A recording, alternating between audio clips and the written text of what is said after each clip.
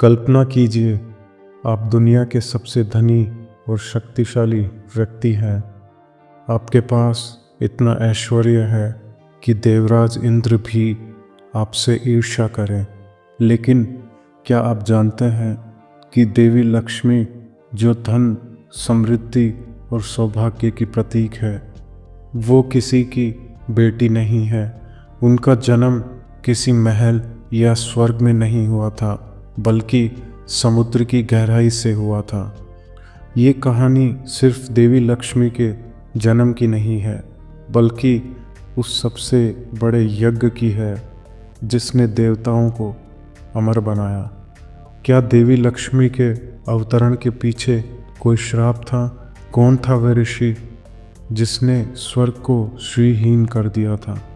कहानी शुरू होती है देवराज इंद्र के अहंकार से। एक बार एक महान ऋषि दुर्वासा ने इंद्र को प्रेम से पारिजात पुष्पों की माला भेंट की। यह माला साक्षात ऐश्वर्य और सौभाग्य का प्रतीक थी, लेकिन भगवान इंद्र ने अहंकारवश वह माला अपने हाथी ऐरावत के मस्तक पर डाल दी। ऐरावत ने माला को फेंककर अपने पैरों से कुचल दिया। ऋषि दुर्वासा का अपमान हुआ और उन्होंने इंद्र सहित तीनों लोकों को श्राप दिया। श्राप ये था कि उनका सारा ऐश्वर्य, बल और सौभाग्य नष्ट हो जाएगा। इस श्राप के कारण क्षीर सागर यानी दूध का समुद्र, इसमें समाहित देवी लक्ष्मी की सारी शक्तियाँ संसार से विलीन हो गई।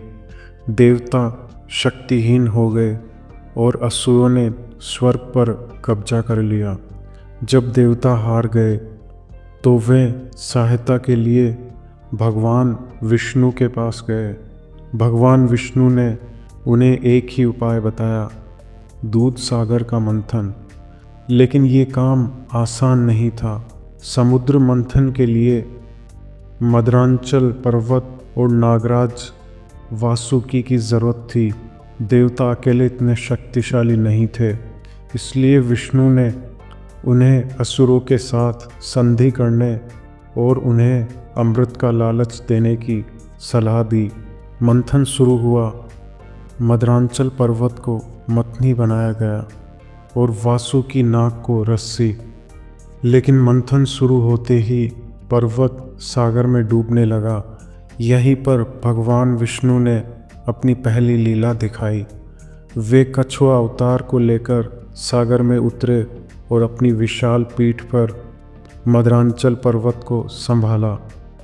जब मंथन तेजी से शुरू हुआ तो सबसे पहले आया भयंकर विष। यह हमें दिखाता है कि बड़े लक्ष्य को पाने से पहले सबसे बड़ी कठिनाइयों का सामना करना पड़ता है।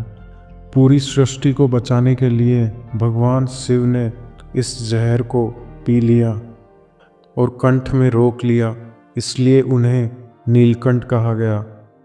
विष के बाद एक एक करके 14 रत्न सागर से बाहर आने लगे। कामधेनु गाय, श्रवा घोड़ा, ऐरावत हाथी, कास्तुंभ मणि, पारिजात वृक्ष और 8वें रत्न के रूप में कमल के पुष्प पर विराजमान देवी लक्ष्मी का अवतरण हुआ। उनके आगमन से तीनों लोकों में अंधेरा दूर हो गया। देवी लक्ष्मी ने भगवान विष्णु को अपने पति के रूप में स्वीकार किया। ये कहानी सिर्फ एक पौराणिक कथा नहीं है दोस्तों, यह जीवन के लिए एक बहुत बड़ा संदेश है। धन और समृद्धि कभी भी बिना कठिन प्रयास के नहीं मिलती। इंद्र के अहंकार के कारण ही लक्ष्मी उनसे दूर हो गई। यानी जहाँ अहंकार होता है वहाँ लक्ष्मी कभी नहीं ठहरती। आपके जीवन का ऐश्वर्य आपके प्रयास और आपके त्याग, आपके विनम्र स्वभाव पर निर्भर करता है। आपको इन रत्नों में से कौन सा रत्न सबसे ज़्यादा अद्भुत लगा, कमेंट बॉक्स में ज़रूर बताएं।